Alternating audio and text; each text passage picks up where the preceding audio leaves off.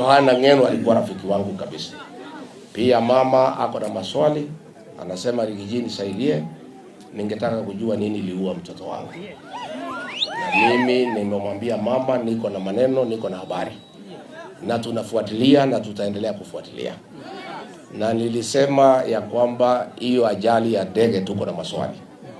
Kwa sababu Johana Ngeno alikuwa pale Edebes. Akawachwa hapo, ndege ikaenda kukunywa mafuta Eldoret. Kufika pale Eldoret saa 8. Mafuta ingine ilitolewa Lodwar na sio ile halali ya KAA.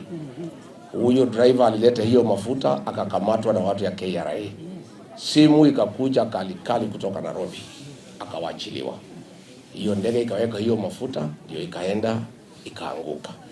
Sisi tunataka ile CCTV wakati hiyo ndege ilienda kukunywa mafuta. Hiyo CCTV itolewe. Tujue huyu driver ni nani. Nani alipiga simu akawachiliwa. Pia tunataka kujua ni kwa nini wale wakubwa wote wa Kenya Airports Authority walifutwa kwa sababu ya hiyo maneno. Ndio wasiulize maswali.